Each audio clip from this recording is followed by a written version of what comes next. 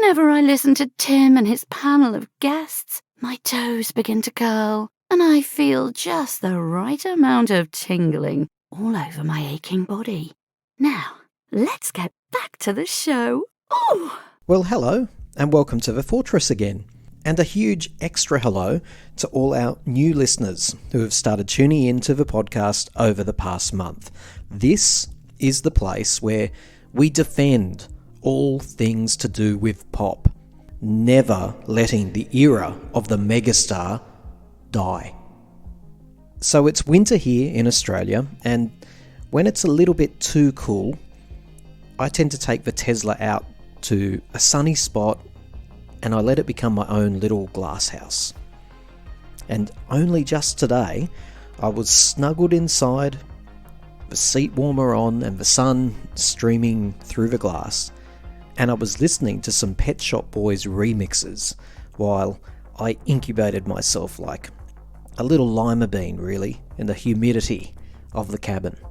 That was my special moment for the day, and I hope that you are also finding lots and lots of little moments of self-care too. And here's your invitation right now. Join me, just for a little while, to think all things happiness, frivolity and entertainment. Grab a drink and mute all distractions. You deserve it, I deserve it. We deserve it. After all, it's been a busy week with, what are we talking about here? Madonna's birthday? Kylie's ticket sale fiasco? Finding out that Elon might not get the chance to punch Zuckerberg in the face at the Colosseum? It's all been very stressful. So settle in and rest up. And listen, I've also got a challenge for you. It's not all about self-care. Let me challenge you as well. Will you be like a wimpy little billionaire and find a really weak excuse not to accept my challenge?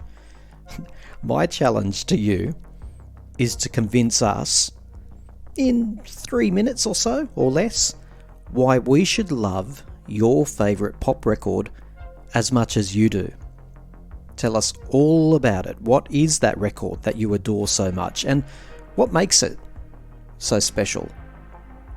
Get out your little phone recording app and tell us in audio format and send it through to us. If it doesn't have the word invincible in the title, then we'll play it, and hopefully you can convince us to all go and have a listen to your favourite pop record.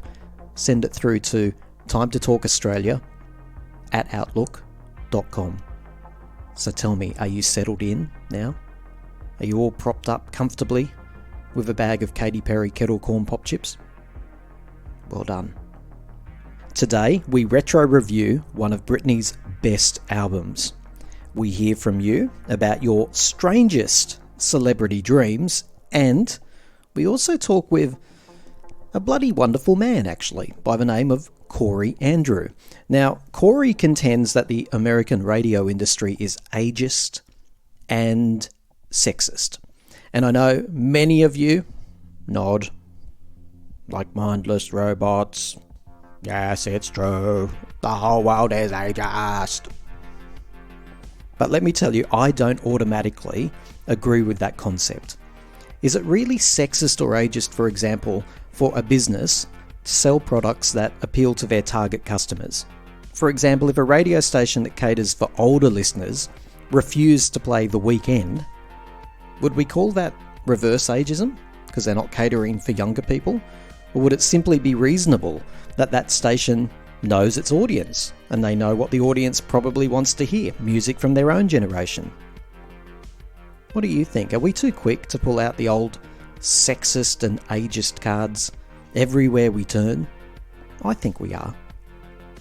But Corey Andrew wrote an article that many of you have already read, and it was talking about how our Kylie has smashed the sexist music industry with Padam. I talked to him about his article, and I want to know what you think. We were good, we were gold. So take my hand and let's skip. Oh, hang on a second. No, let's not skip. Let's walk masculinely into the fortress. Masculinely into the fortress. Come on now. Knuckles to the ground. Coming to you from the mountain fortress of pop culture.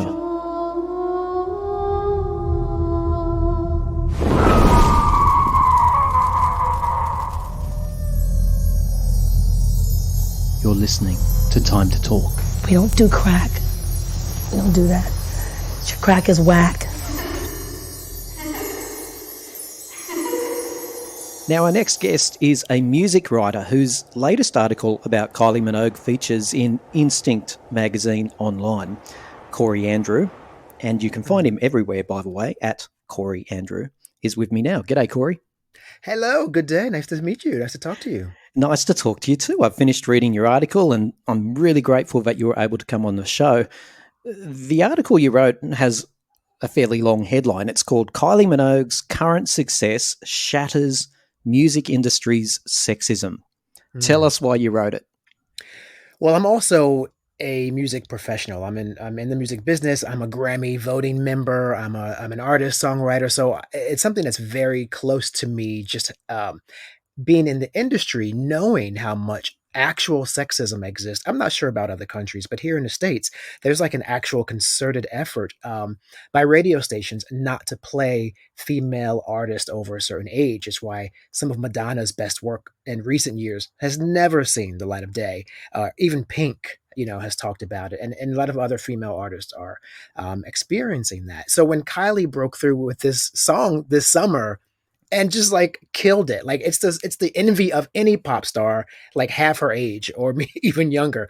And I wanted to write this article to show how stupid and self-defeating it is for the industry to discriminate against women because of their age. With the greatest of respect, I'm going to tell you why I hold a slightly different position to you on this idea of ageism and sexism in the music industry. But you're in it. You've just told us that. What makes you think that the music industry, particularly in the United States, is ageist and sexist? Well, I mean, there are literally articles in which program directors have revealed that they were told by the executives, do not play Madonna, do not play Pink's new album. Like literally they're told that. So I want to make sure everyone understands this is not a place of conjecture. Like this is what really the reports are saying, that they're being directed not to play them for that reason. It is conjecture that the reason they're not playing a new Pink album or Madonna is related to ageism or sexism. Couldn't that just be that the radio station has a particular genre and they no longer think those artists fit the genre? Why is it related instantly to sexism or ageism? Well, listen, the thing is, two things are happening there. Because in one, the male counterpart of these artists are getting airplay and no one's saying don't play them. Jay-Z's new record will get airplay. He's over 35, and there's other examples. Now, when the program directors, especially at the time, it was from a company reportedly, or I would say allegedly, from the company when they were called Clear Channel, and now they've become another brand. But they were like the leading radio, conglomerate in the country, and many of their program directors specifically said we were told not to play Madonna because of her age. I mean, so how much more blatant does it have to be than someone being told not to play Madonna because of her age? Even with Kylie, it wasn't like radio in America embraced that either. It just was they were almost forced to, or be left behind because the rest of the world said this is a hit. So that's my assessment. Now, part opinion, but there is some apparent information in there that is allegedly accurate, but I wasn't there. Look, Corey, I was around at the beginning of Kylie's career, and back then, I'm talking about she was barely 19. They wouldn't play her music on the radio then. And back then, the opposite perception was true, that radio stations were only going to play the golden oldies. Kylie was in many interviews bemoaning the fact that at the time, golden oldies were the only things on radio and they wouldn't play younger artists like her.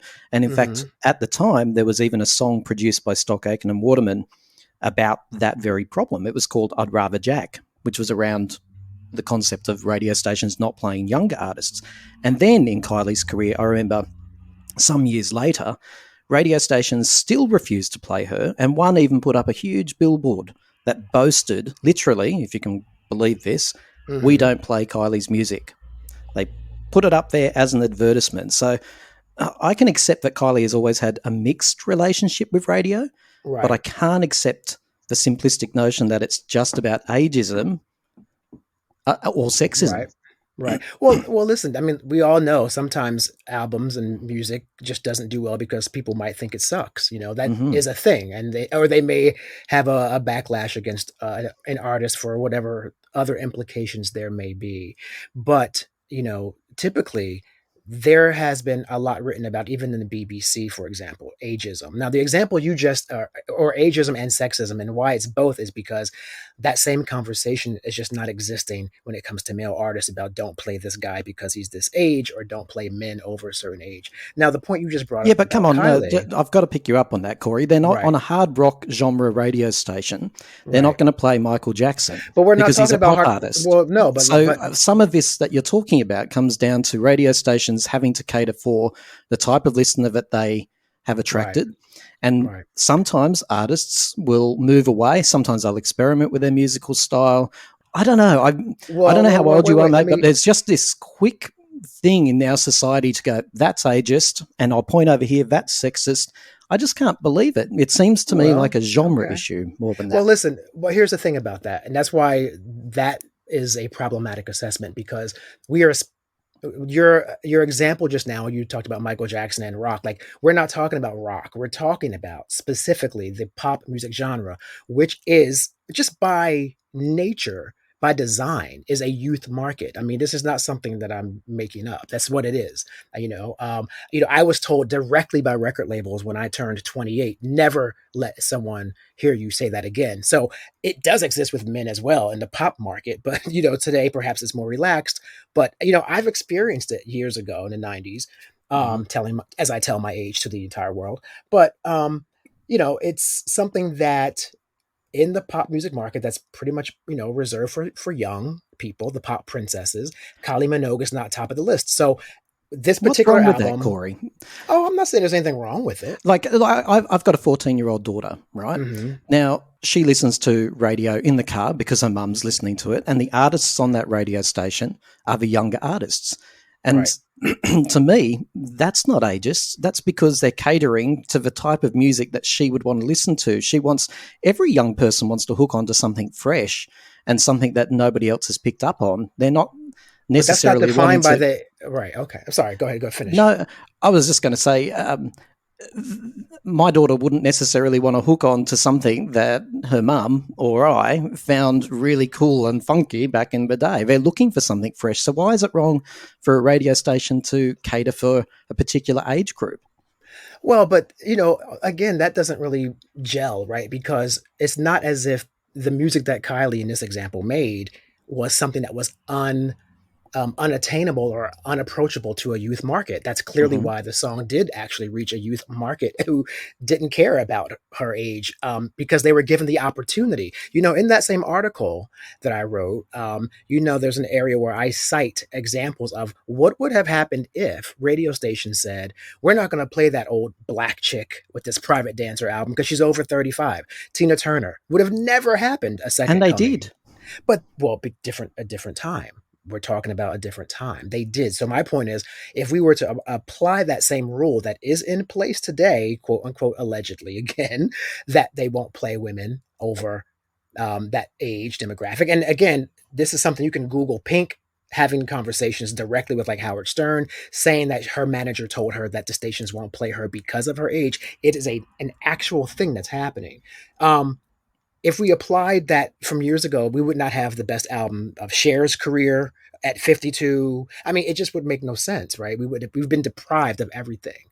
And so that's the point I was just trying to make with this article. Now, I'm not quick to jump and say everything is ageism. I defend Madonna, especially a lot when I hear all the talk about her face and, she's not allowed to age gracefully, or how she wants to age. I mean, I defend all that. But when it comes Mm. to music, there's a lot of examples that are there of women just sort of being shunned if they're not, twerking in a miniskirt. That's just kind of what that is. It was an interesting article because it made me think, because you do refer to Cher and Shirley Bassey, Tina Turner. You refer to those people, and it seems to contradict the point of the article. I mean, they did have success and they were played. Listen, one of the paragraphs you write is, it's hard to fathom that some young program directors today are so chauvinistic they truly believe female music acts have an expiration date like milk. Do you really So what's believe there's a wrong with group of young guys in suits sitting in radio stations going, right, she's a woman, so we're going to strike her from the playlist? Do you really believe that's the case? No, well, first, no, I don't think they're wearing suits anymore. I think they're a young demographic that's, much more relaxed than Mhm. yesterday's executives, who are a different generation. So the point I was making with the whole era with Madonna and Mm. with Cher and Tina Turner, um, it was a different industry, a different record industry. It was a time before streaming. It was a time before all the options of other ways to make, to have your music heard. So it relied on a machine that had to work. And so in that era, you were a lot less likely to have that level of almost self-defeating ageism or mechanisms in place to stop your own product from being released. If you're a label, it makes no sense to do that. We're in a Mm. very different time now. And in fact, there's an article you guys can look up. It came out, it was about the BBC actually, and it came out like in March, of this year of 2023. And it actually talks about what they call the 30 Club. Which is about BBC's big backlash because they were not playing females who were over the age of 30. In Oh, fact, it's come on. Come on. No, I'm just saying it's listen. true. Adele, Taylor Swift, Katy Perry. Are you serious? That's wall to wall what they're playing. Well, let's clarify something here. But wait a minute. So I want to clarify something. I'm not talking about that artist's catalog of established hits. What we're talking about specifically is new material from an artist over 35. So maybe that's a clarifier for you, but I'm not talking about Mm. like they're going to just stop playing Borderline by Madonna. That's never going to happen. They're not going to stop playing, Material Girl. Like that's not what we're talking about. We're saying the new music that artists like Madonna and like Kylie and a lot of others who are over 35 are making. That to me, isn't that just that radio stations might be slightly stuck in a time warp rather than that's sexist or that's ageist? Why does it have to be Well, sexist or ageist? Why can't it just be an out of touch business? but why is it out of touch? It's out of touch because of misogyny and sexism from yesterday that, All right. or antiquated ideology about women's value and pop market as they lose value the same way society tells women that they are devalued if they lose beauty. I'm just saying what's reflected in society. There's no Mm. difference in what's reflected in this industry. Well, despite all of that, despite all the supposed discrimination, Kylie was the 8th most played female artist in the UK in the Mhm. 21st century, according to music company PPL. She Right. was the 8th most played female artist. Well, I did preface this too when we began speaking. I don't know about globally if this is intact. I know Mhm. that the BBC has been accused of it. In fact, the article that I'm referencing is from a company called Music Musings and Such.com, and they actually talked about the BBC radio and the claims against them and for not playing women over 30. So it's a thing somewhere else. But Mm. specifically in America is what I was talking about, Yeah. where I know that is the case. And I think the reason why Kylie eventually, I mean, she just did all these great things in New York. She's got the Las Vegas residency. It got so embraced globally that I think it broke here in America after the fact because America would look like left out if they didn't embrace this But that's global the hit. thing, Corey, that current success that she's experiencing in the US would seem to defy the logic that there is this terrible patriarchy, ageist executives in a boardroom conspiring against her. And listen, globally, I know that you're talking about the US, but globally in 2022, listen to some of the most played artists on radio globally last year.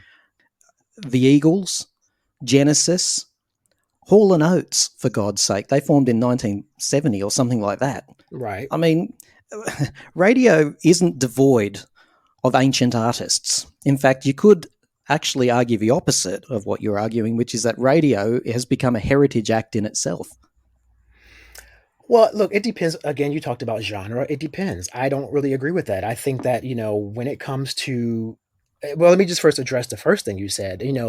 At the end of the day, the reason why Kylie finally got that success here in America was just the age old argument of capitalism. Of course, at this point, Las Vegas talent bookers are like, oh my God, she has the biggest song in the world and everyone loves her all over the world. We need to do something with that. Give her a Vegas residency. Oh my God, No, they it's were gay pride in New negotiating. York They City. were negotiating that deal many, many, many months, if not years, before Padam Padam came out.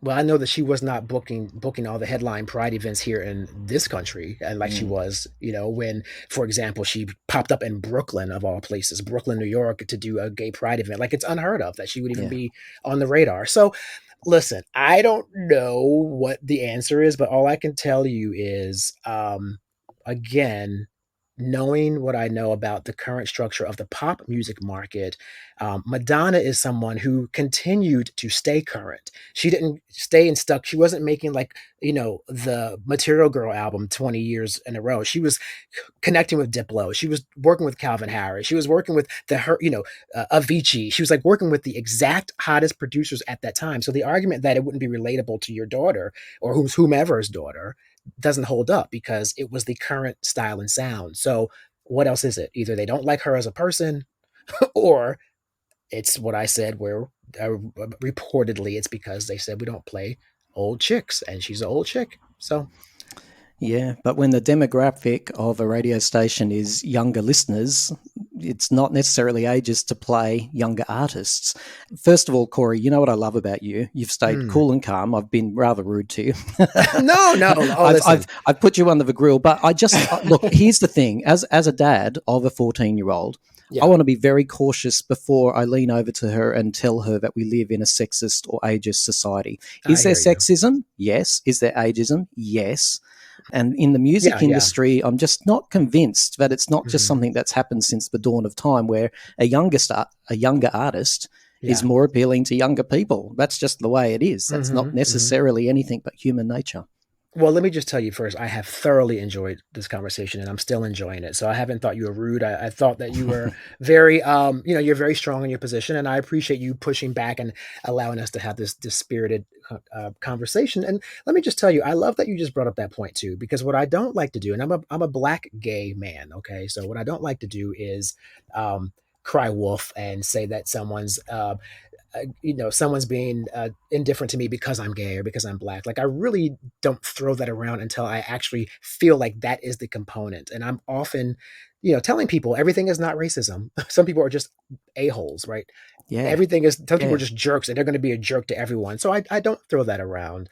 And so I get why you'd be also equally as protective of not um, sort of presenting the world that way to your daughter. And the other thing I'll just say is I'm a writer, and of course, a majority of the content I write is opinion, and that is why there's a disclaimer on every article that says this is Corey Andrews' Or his opinion. opinion. So, Yeah. yeah, yeah. Corey, where can people find you?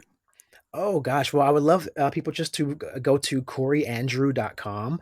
That's Corey and no S. People always say Corey Andrews, but it's CoreyAndrew.com, See, and that comes down everything is to there. another wonderful woman, Julie Julie Andrews. Andrews, And yes. she's old and she's still relevant. She's so relevant, she's affecting your reputation. Oh my gosh, I have Julie Andrews jokes all the time when I do shows. They're like, no relation to Julie. I'm like, no relation. But she's awesome. She's awesome. And I'll just say this last thing because I'm so obsessed with. Well, she was born in the UK, but she's mostly known as an Australian because of her, her heritage of where she moved with her family. But Olivia Newton-John is like my everything. So Isn't I she just want to great? just she really is. And she found out I was a fan of hers through her publicist, and she sent me a video and saying hello to me. And I cried for like 20 minutes. So, but so long live Olivia. I just wanted to give her a shout out as an Australian I as really well. appreciate that. And I'm going to finish, Corey. It's not as if I disagree with everything in your article. Here's how you sort of conclude yours. You write, our dreams, talents, and ambitions don't expire. And Kylie is the perfect example of our most significant accomplishments, sometimes coming later in life. So never give up on your dreams. Seriously, this girl, well, mature woman, is on fire. How cool is that? Yeah, I had to work that Alicia Keys title in there. And yeah, and listen, at the end of the day, we love Kylie, and I am just so excited that whatever it is, for whatever reason, that after all the work she's done, that she is still thriving and rocking and kicking ass the way she is. So hats off to her. We love her. I hope you've had a good time, Corey. I have. Thank you so much for having me. I appreciate it. It's been great. Sometimes amateurs know best, and a lack of professionalism is all you'll hear on the Time to Talk show. Join Tim and his panel of guests as they wade their way through a range of news, music, and pop culture treats. Time to Talk, the show hosted by amateurs for unprofessional listeners. Amateurs, is this the best that they could do? Well, in the last podcast, you may remember Nathan, who proved very popular, and he came on and he was very patient with me, and he was advocating for Kylie fans to get with it, get hip, get jiggy with it, you could say, because he wanted us to start streaming her music more than we ever have before. Essentially, his argument is that it's great that Kylie fans are so supportive by buying the physical copies and downloading things from places like Apple Music, but he contends that if we were streaming more often, like Taylor Swift fans apparently do, on a loop, then her music would be more prolific. It would spread more virally all over the place. The truthful version is you think we could be doing more to help Kylie, correct? To an extent, yes, absolutely. Tell us what us old-timers could be doing. The amount of people who I've seen on Facebook pages, or like Facebook Kylie pages, complaining about streaming and saying, oh yeah, well, we all know that the sales chart is the real chart and that we just ignore streaming now, is, in my opinion, ridiculous, because 95% of the population who listen to current, recently released music are streaming it. I think as Kylie mega fans like we are, and Kylie has such a loyal listener base, like Kylie's fans absolutely adore her. But I do know that there are a lot of people who don't stream. And I'm not trying to suggest that that makes you love Kylie any less. I'm not trying to suggest that at all. But I am trying to suggest that I don't think you can sit and complain about Kylie's single performance if you don't stream, because it's very important. Now, a lot of you wrote to me about Nathan and what he had to say. A lot of you were supportive of his views, and a lot of you were like me, trying to grapple with this concept of, are you saying we're not supportive? Which, by the way, he wasn't. He was just saying we could support Kylie better in a more modern way. And Kim from Finland has sent us an audio memo to remind us that there are older Kylie fans who are doing their darndest to support Kylie. Thanks for sending this in, Kim. Good day, mate. No kidding, I'm not Australian. This is Kim from Helsinki, Finland, very far away up in the northern part of Europe. Hi, I've been listening to your podcast for probably a year and a half, thanks to Kylie and Madonna. Madonna was always my number one, but after about year 2000, I just think that Kylie surpassed her. She's been making better music, simply. And I wanted to comment on a couple of things.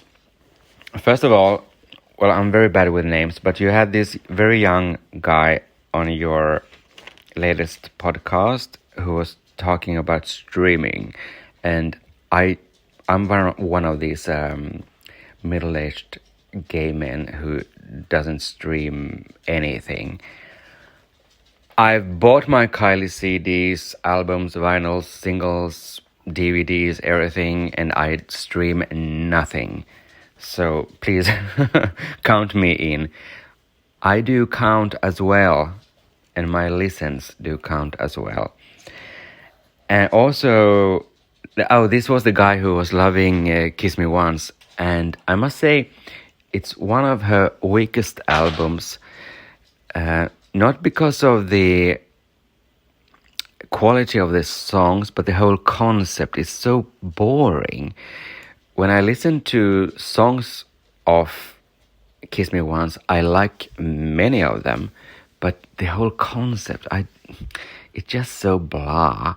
And as you pointed out in some other podcast, she was probably not very happy when she made that record. For instance, I'm one of those who I Was Gonna Cancel. I loved it when it came out, when the album came out. But when I saw the video, oh my God, what was she thinking? Or what were they thinking? Anyway, just a shout out from Helsinki, Finland.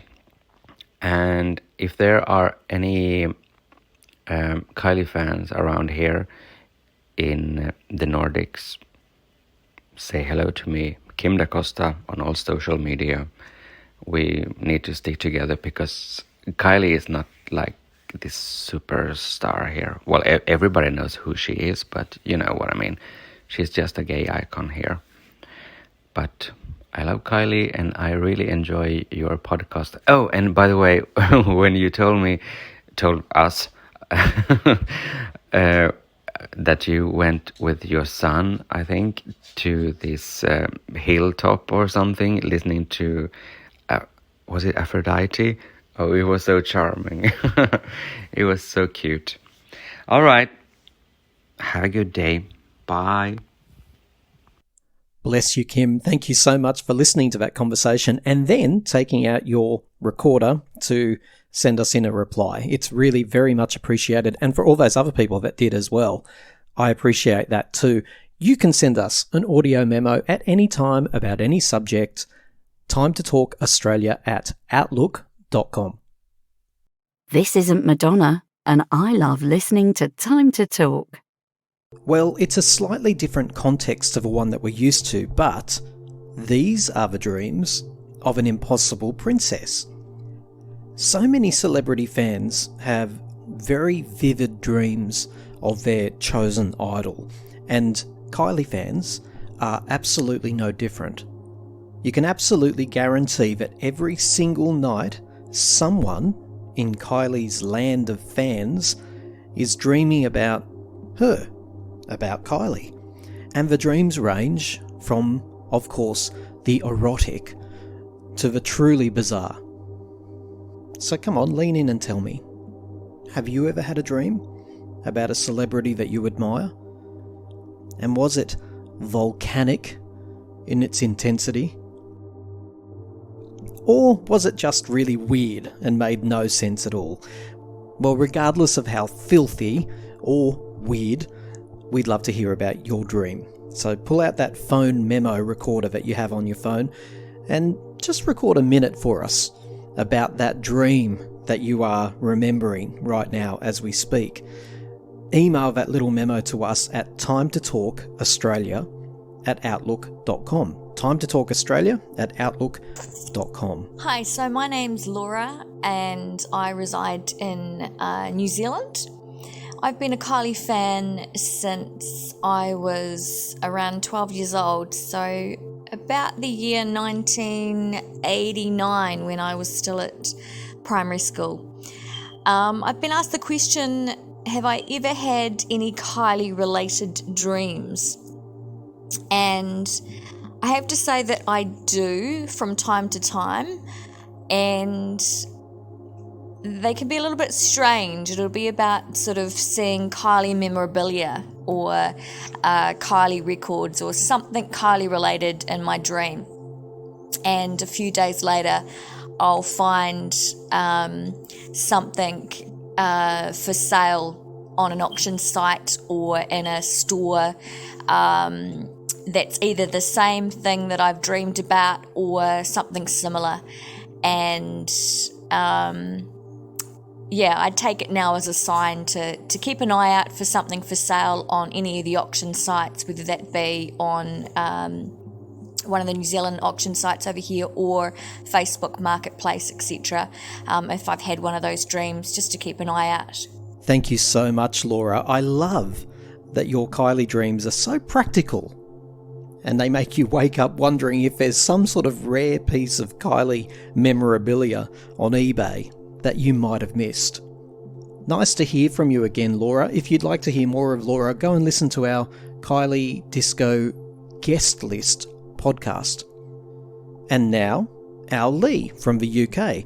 Well, I'm wondering if maybe he has a guilty conscience, because his Kylie dream involves thievery. Hi, I'm Lee. I'm the one from the UK who didn't know the name of the character that Estelle Getty played in Golden Girls. It was Sophia. See, I've evolved. Anyway, my Kylie dream happened after I visited the Showgirl Dressing Room exhibition in the Victoria and Albert Museum in London last year. It's fabulous. Go and have a look at it if you can. It's all the stuff that she used and the wardrobes and everything. Anyway, my dream that night was that she accused me of stealing a bottle of perfume, I think it was, and then she saw it under a pile of makeup, apologised, gave me free tickets to the show that night and a big bottle of her Kylie Inverse for Men cologne that she had recently released, and you can't get any more, and I was very appreciative, although she accused me of being a thief, which I didn't take too kindly. Yeah, that's my Kylie dream story. Thank you, Lee. It's always great to hear from you, and I know the listeners love hearing from you too. You can look Lee up. He has his own show. It's called Chewing the Cud. It's a podcast. It's on YouTube. Chewing the Cud. C-U-D. No. If you're Australian like me, I don't know what it is either. Possibly something rude. Well, we dream for at least several different reasons. One key benefit is creativity. Sleep, including dream sleep, is associated with an enhanced ability to solve next day problems. It's almost as though we go to sleep with the pieces of the jigsaw, but we wake up with the puzzle complete. The second benefit of REM sleep dreaming is emotional first aid. REM sleep takes the painful sting out of difficult emotional experiences, so that when we come back the next day, we feel better about those painful events. You can almost think of dreaming as a form of overnight therapy. So my dream of Kylie was she was sat down at her dressing table and I was brushing her hair. Thank you very much to our lovely Katie. So, Katie, you were brushing Kylie's hair in your dream. I wonder if that means you have a thing for wigs. It's always fantastic to hear from you, our long-time listener, Katie. And our final Kylie dream belongs to Lee Wooten. I love this dream, Lee.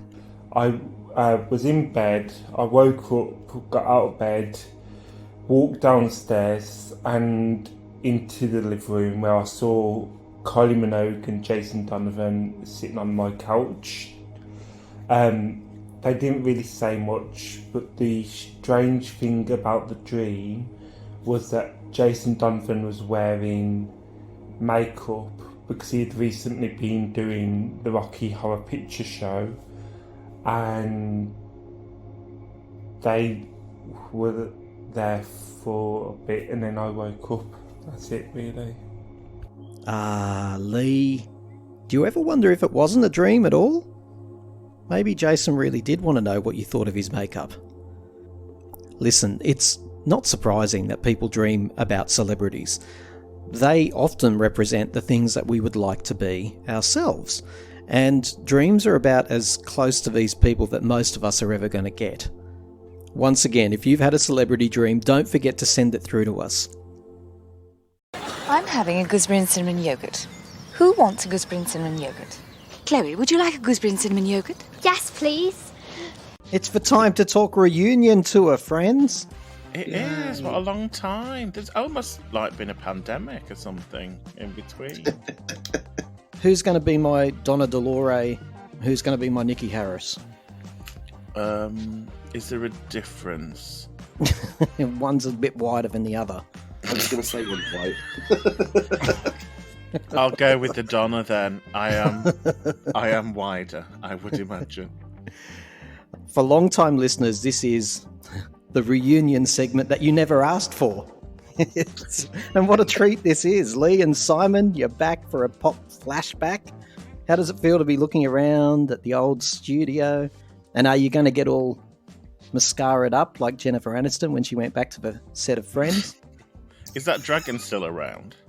Oh, baby eagle. Yes, he is. He's a bit frail, but he will outlive us all.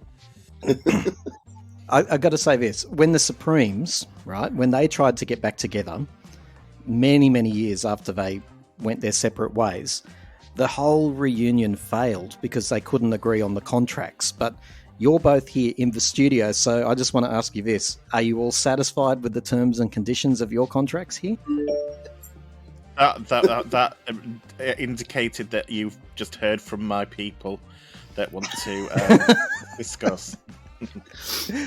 I see. You have to keep checking in with your solicitors every time you answer a question, is that it?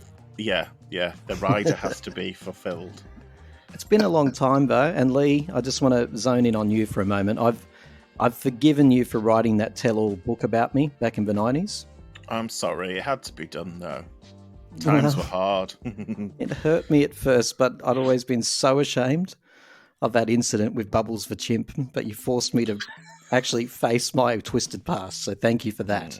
Are you going to go on the record and publicly admit that that entire chapter that you wrote about me and the kumquat was totally fabricated? Well, that might have been the case, but there were other soft fruit that I do believe have a story to tell. I want a public retraction. We can't go on. And listeners might be very interested to know that Simon here, who's been very quiet, he didn't want to sign on to this reunion deal unless one special condition was met. And here it is. And we've met it. His entire name needs to be contained within the podcast title. So indeed. I know it's a bit embarrassing, but the behind the scenes has been revealed here, Simon. But are you happy? Yes. He's the man of the one-word answer today, Lee. It's going to be a great review. Simon, you also apparently had it written into your contract. My solicitors tell me that we can't mention that extensive drug habit. I think it was £4,000 a day, wasn't it? Yes. It's been a difficult few months, but I'm coming through the other side of it. Lee, have you ever heard of anyone spending that much money on Viagra before? Oh, Viagra. I was about to say nobody needs that many multivitamins per day. I'm vegan, I do, unfortunately. You're vegan. I'm very deficient in most nutrients, apparently. So listen, before we get into today's pop flashback, no reunion special would be complete unless a third-rate host, that's me, asked that favourite question. Do you have a favourite memory from the olden days? Do either of you have a favourite, podcast that stands out to you from the past as you look around this studio today? I'm going to go with the Golden Girls one, where I had no clue about anything that was being said or spoken about. I just knew it was totally four dropped old women. It, weren't you? Yeah. Is it 4 old women or was it 5 old women? See, I still don't know now. I love that one because we said you're coming in for trivia, is my recollection of that. And you came in the door and you're sitting there and professional doing your thing. And all of a sudden, the trivia was revealed to be an entire podcast about the Golden Girls. How about you, Simon? Favourite old memory? I really liked doing the Danny Minogue one that I got read online for about rewriting history. I really enjoyed that one because apparently I thought that was it Baby Love that I thought was a really big hit, and apparently it wasn't. And though I think we talked about this, didn't we? And it got to like number 11, and I'm like, I think she'd consider that a hit now. Absolutely. So listen, can I ask who recommended today's album? Me. Good on you, Simon. I've got to say, quite sincerely, thank you, because I had only ever heard 2 tracks on this album. Really? The Madonna one, Toxic, obviously. This album is an absolute flawless piece of pop art, in my opinion. It has a much more preferable version of Me Against the Music that I never knew about. And by the way, I read nothing about this album right up to this point. I have not gone and done any research because that's what a good host does, right? I actually just wanted to have a discussion raw with you both because I just listened to it. That's all I did. I haven't read anything. But my take after 3 listens, it's got Velvet Rope vibes about it. I think it's what Body Language was trying to be. And put simply, for me, In the Zone, and that's what we're talking about, folks, it's sexy as hell. It's on heat. It's amazing. Oh, thank you for recommending it. It's okay. You said an early 2000s album. It was the first one that came into my head. What's the reputation in the fan community of this? Because I haven't gone. I mean, it's revered quite heavily. I think it's, most people consider Britney, In the Zone, and Blackout to be like her three best albums. And I think In the Zone was Blackout, when that came out, was like massive for the fandom, and I think that In the Zone kind of got eclipsed by that a bit. But when it came out, it was huge. Like no one could believe the things she was doing and the style she'd gone for and how sexy she'd got. And yeah, it was. I remember it coming out at the time I went to the Onyx Hotel tour, and I just remember it being like this massive deal. So was this a big departure for her at the time? This style, Yeah, right? Yeah, very much so. I think that she'd started moving away from the pure pop stuff with Britney, and obviously like stuff like Slave for You and all of that. But this was like she wanted to amp it up even more. She wanted to experiment with like some more techno stuff because she worked with BT on Britney on like a track that only ended up on the international version. So it's on the European release and the Japanese release, I think, but it's not on the American one, which kind of had like a bit more of a techno feel to it. And I think she really wanted to like amp that up, and she'd split up with Justin, and she was just trying to kind of grow as an artist, and she wrote more on this album, and yeah, I think she was really trying to explore herself and had more control. I think this was the first time she had like proper control over an album. Wow. Well, it certainly shows. Like, honestly, I just couldn't believe that this has eluded me for all these years. It's amazing. There's not a dud on it. I mean, there's some that I prefer over others. Yeah. And I don't even know what she released as singles, but the standout track to me is Breathe on Me. I absolutely am obsessed. Did she release that as a single? No, Get out. And I don't know why. And because I think it was a bit too controversial at the time. It is sexy. Yeah, I mean, I love it.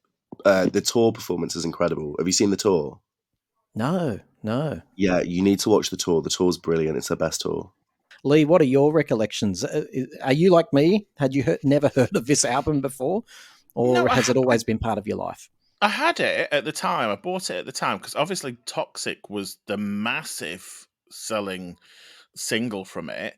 But then, like with a lot of kind of sort of music, you kind of listen to it intensely and then it kind of disappears. Re-listening to it for this, I'm just going to say filth. Because so you must have loved it right up your alley. I'm listening to some of these songs.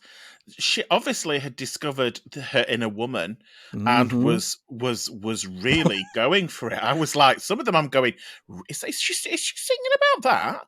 Oh, the dirty minx. And by the way, listeners, don't you love it when a British person says filth? Something so perfect about it. I love it. Yeah, it is. Going back and re-listening to it, it still sounds really, really modern. She has some. I was chuckling away at some of her vocal. Do we say fries? Or one song she kind of goes, and if I could have that just on a loop, that would be hysterical. That's for stuff you hear in a nursing home, isn't it? Yeah, it is a good album. It's obviously. I don't recall that, by the way, listeners. You must do. You must. It's from one of the songs. I think it's the song because I've just listened to it. Showdown. Britney has a little tendency to, at the end of notes, go, eh. And she does actually, now that I think about it. But that's not just this album. That's just but it seems more pronounced on this album than other ones. So yeah, it is. Yeah, it's. I think it's her, like you say, Velvet Rope. It's very much an awakening of a young woman's sexuality, and I can't believe I've actually said that sentence on a podcast. Well, you're just remembering your own, right? I am. Yeah, it's bringing back those memories. Yeah, because Breathe on Me, I think it might be about oral sex, right? Mm-hmm. I mean, I haven't listened, I haven't read the lyrics. I haven't, but I'm assuming that's what it is. I think Do you not think so? No. I think that's the entire point. I think it's about not having any kind of intercourse. It's about breathing on someone rather than like. you think she it's about says, you don't need that to touch, sexual just breathe tension on me. before? Oh, I Yeah, see. I think it's the complete opposite. Get as Interestingly, totally it was close written, as you can and make me ache. I get it. Yeah. Maybe I'll have to read. Stop it, Lee. I heard that. You've experienced that in your life, I'm sure. I'm not saying anything more. Well, yeah, it's getting a bit too close to the bone for Lee, Simon. There's a couple of interesting things about Breathe on Me. One is that it was written by Steve Anderson. Stop it. Yeah. It was not. Steve Anderson of Kylie Minogue fame. Yeah. Which is why it sounds like he should have been on not Fever. filthy like that. Well, obviously, I mean, I'm assuming he wrote the music, but it's written by 3 people, but he's one of them. Get out. That is amazing. And so but that's why it's got that kind of Fever vibe to it. Wow. And also she references when she says monogamy is the way to go, just put your lips together and blow. That is, I don't know if it's a direct reference, but there was a remix of Justify My Love where someone sampled, it's from a film, I can't remember what film it's from. You know how to whistle, don't you? Just put your lips together and blow. And I was always convinced that was a reference to that. It because was, surely. Yeah. Obviously, she's such a huge Madonna fan, and there was always that. So I was like, okay, I'm pretty sure that's a reference because of the kind of, it's kind of like the modern Justify My Love, I think, isn't it, for like the early 2000s? It's got that was the first vibe. thing that came into my head when I heard it the first time. I was like, wow, this is Britney's Justify My Love. Yeah. I'm listening to it, really enjoying it very much. And then Toxic comes on at track 6 or something. And I'm thinking, frig, that's brave.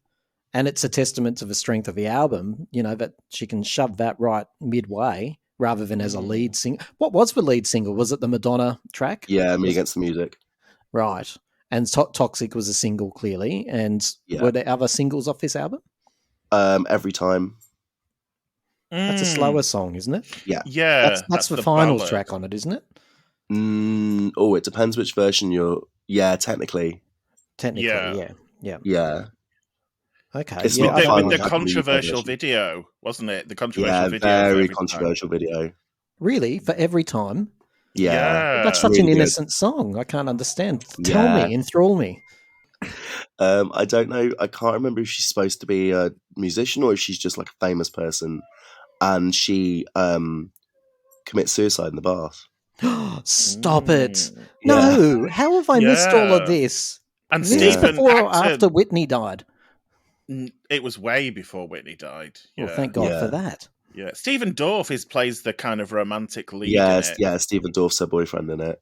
Yeah, and I think they're in kind of like a semi-abusive relationship, aren't they? And then she kills herself. it's quite a dark video. But in the sort of like final scene, just to kind of reassure her fans that she actually hadn't topped herself, she kind of leaps out of the bath with a big smile on her face because it's saying, "Oh, it's all fake."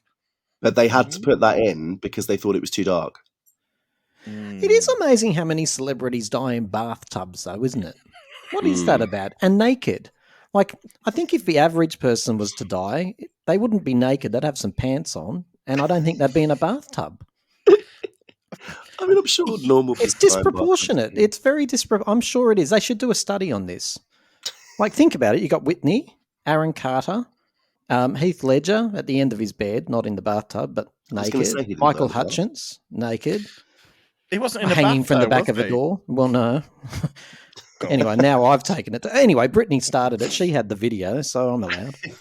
Outrageous was supposed to be a single, but that was I love Outrageous. I love that track. It's an R. Kelly track, if that changes your opinion of it. Get Out, is it really? Yeah. Well, that might explain it. Has a bridge in the middle of it that reminds me of early Michael Jackson's. The rest of the song doesn't, but there's a bridge in it just for 10 seconds, and I'll go, I know the bit you mean. To Michael. Mm-hmm. Yeah. Did they pull it as a single because she hurt her knee or something? Yeah, so I was just about to say that. So she was doing the video and she did some choreography and she messed up her knee, which meant she had to cancel her tour. There are clips on YouTube of what was filmed of the video. It's not a lot, and Snoop Dogg was going to be in it as well. I presume he was going to do like a rap halfway through or something. Yeah. I've got to say, this is it feels contemporary, this album to me. And it also, and Simon, you're a dancer, I believe. Yeah. You've told us that before. This sounds like a dancer's dream as well. Every song feels like it could be choreographed within an inch of its life. It's designed for dance. Yeah. I think that's why I gravitated towards it so much as well, because even the stuff that was like weirder for the time, like, because some of it's quite experimental, like Showdown felt really, really experimental in like when this came out, especially for someone like her. And it's all of the tracks are so like easily kind of danceable and fun, and multiple tracks from this are on my like Britney playlist that I listen to all the time. The only track on there, and as you know, every podcast, no matter what, I have to make some Kylie comparisons. The only track on there that I would like to have seen Kylie do, actually, no, I'll retract that. The only one that I thought I could hear Kylie singing would be Brave New Girl. It sounded a bit Light Years to me. Okay, I Brave New Girl is one of my favorite tracks, but it sounded to me a bit 60s, a bit kind of. She's hippie, right? Yeah, yeah. And Kylie does a little bit of that Paper Dolls, Ocean Blue, like and every now and then she does, and all that. Kind of, it's got that vibe, Yeah, that's why Light Years came to mind. I think because of you've just nailed it, Cuckoo. Yeah, I was thinking, this could have been on Light Years, but A Touch of My Hand is really beautiful. I know it's sort of mid-tempo, but it's a beautiful track. I'd say that probably starts side B if you had the vinyl, I'm guessing, because it sounds like an entrant, like they've deliberately put quite a long intro on that one from memory. Now that song is about what I think it's about, isn't it? Oh God, no! Don't ruin it for me. It's just a pretty little song. Touch My Hand. So the tour performance again was quite controversial because I think she was touching herself in the bath. Again? Yeah. Well, she was touching herself, not killing herself. But yeah. So yeah, she. Hang on. Can I just go back? I'm getting confused. So there's one track on here where she tops herself in a bath, and there's another track where she's masturbating in the bath. Yeah, I wasn't going to say that word, but yeah. People have heard much worse on this show. God. On the tour, there isn't another video. Yeah. Is Danny Minogue at the door, someone? The dogs are barking. Do you know, that is my dog. He's getting very excited that something is being delivered. It probably is. Danny Minogue is a delivery driver around here. So she's probably delivering some Danny Petite's range clothes. Just in case times got lean, she signed up for the Uber subscription. I get it. Wow. She did 2 songs about the same thing. So the second one is, you've probably not heard it, Tim, because it's one of the UK bonus tracks. It's called Don't Hang Up. And it was written with the same people. Oh, no, I lie, it wasn't. It was written with the people that wrote Brave New Girl. And it's basically about having phone sex. Yeah, you need to listen to the lyrics because that's the kicker. You think, oh, this is a really pretty song. And then you go, hang on a minute. I know what she's up to, and then you're kind of thinking, the hormones were high for this album. The album cover really fascinated me because I was looking at it when I was listening to it for the first time, and I don't know how they've achieved this because I hadn't heard the album. I didn't get the vibe just at that point, but I was thinking she looks so bloody innocent, but so much vixen at the same time. And how they achieve that, I don't know. The album cover I love. I know it's simplistic, but they nailed it. And then when I listened to the rest of the album, I thought that's exactly what is happening. Innocent girl, but absolutely, as Lee would say, blooming into womanhood. Yes. Right. She hadn't done what's the song that she did? Not Yet Still a Girl, Not Yet a Woman. She hadn't done that by then. Oh, had she? Yeah, she had. That was on Britney. Oh, she had done. Oh, right. Okay, so she was. Yeah. It was one step before she had become the woman, and there she was exploring her womanhood. What's it like? There's a track about cannibalism that she's released somewhere too. It's not on this album. Something about eating a woman or something. What? Well, she's named her book after it. What's she called? The book? It's not called Woman Eater, surely. The Woman Inside Me. Oh, the woman in me. Oh, Not the me, woman in me. but in her. Yeah. But same thing, though. Why is there a woman in her? I don't understand it. As soon as I heard the name of the book, I was like, "Woman inside of you? What the hell is that?" Dear Tim's really it's been way too long for these podcasts, and he's kept all this inside for nearly 2 years. We're getting it all at once. Oh my god. I'm full of it. No, but I actually literally thought that, in case anyone thinks I'm making a joke. I was like, "Woman inside of you? Why?" Well, but because she was always perceived as kind of like this innocent, young teenage ingenue, and it's kind of like, well, no, there is a not actually a woman inside her. It's not like that. She's got a human woman inside of her waiting to come out, but it's the it's the maturity. I'm going to stop talking. Who's going to tell us about how this album did? I shall tell you about how this album did, and it did really, really well. There you go. That's the end. It went to the top of the Billboard 200 in 2003. First week sales of 609,000 copies. I don't know if that's a lot compared to other albums.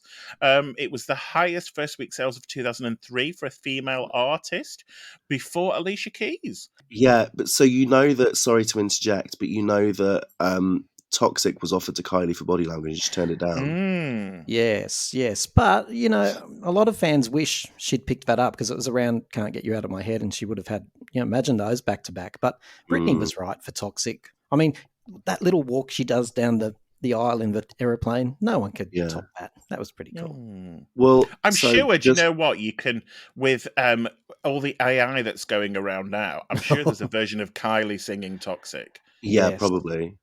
Let's have Well, she became the second female artist in Billboard history to have 4 consecutive #1 albums, only behind Janet Jackson, who had 5 at the time.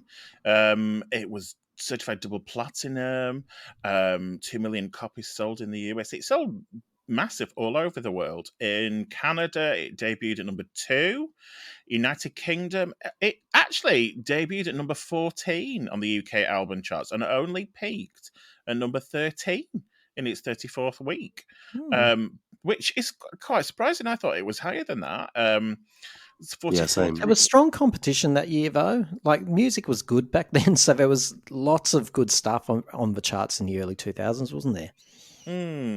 Yeah, but considering Toxic was such a massive hit, yes, I would have thought it would have done higher in the UK. Across Europe, it top 10 in Austria, Belgium, Czech Republic, all those kind of places. France, it was at number 1, went in straight at number 1, and say it was a second number 1 in the country after Upside did it again. Latin America, it was certified double platinum. Australia, your country, it was certified platinum by the ARIA.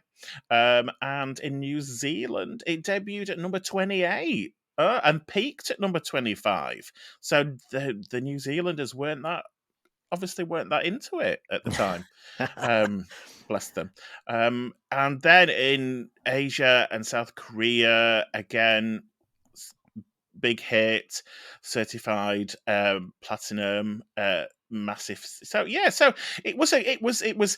They're saying that basically that In the Zone was the 8th best-selling album of 2003 worldwide. Final thoughts for In the Zone. Oh, I do need to ask you both too. Which version do you prefer of that Madonna song? Because I was never taken with that particularly. I didn't hate it. But then when I heard the other version on this thing, I went, yeah, I love that. Which version's the superior? Oh, see, the other version was kind of like a Bangra version, wasn't it? Kind of. Which is the one she does on tour. Right. I have to say that the song was kind of not ruined, but we have. Do you know French and Saunders? I knew this would come up.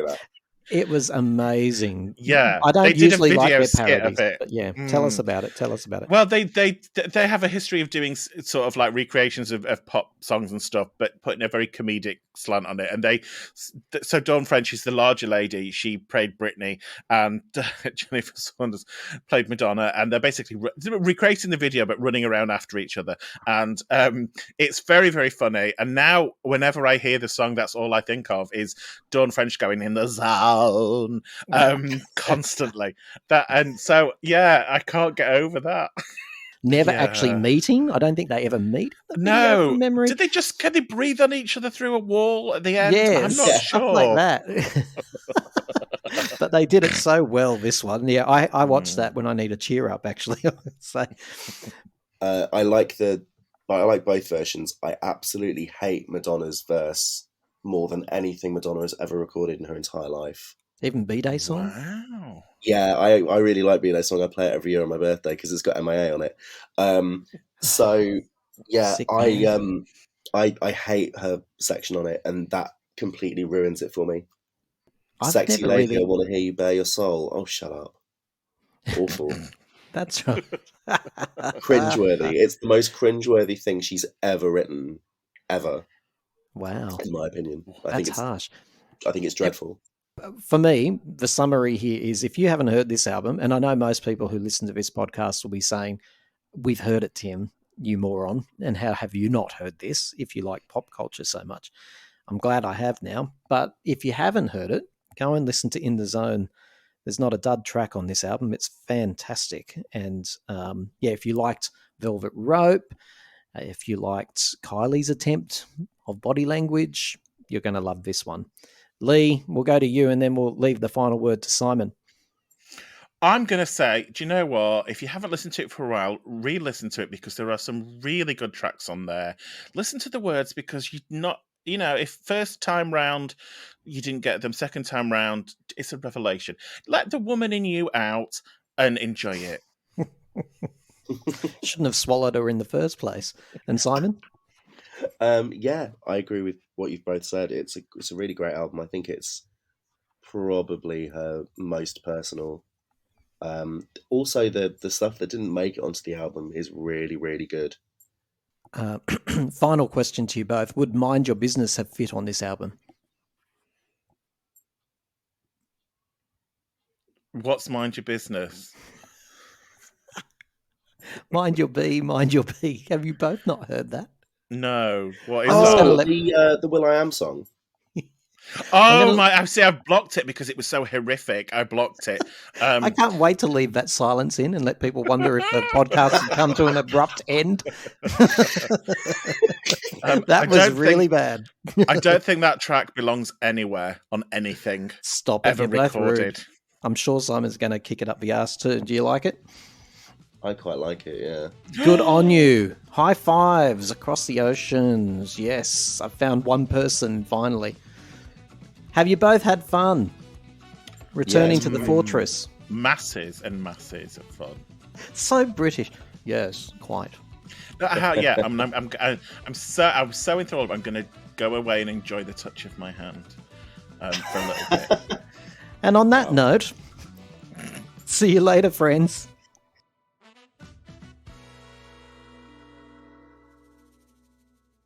Lee and Simon, thank you so much again. That was a whole heap of fun.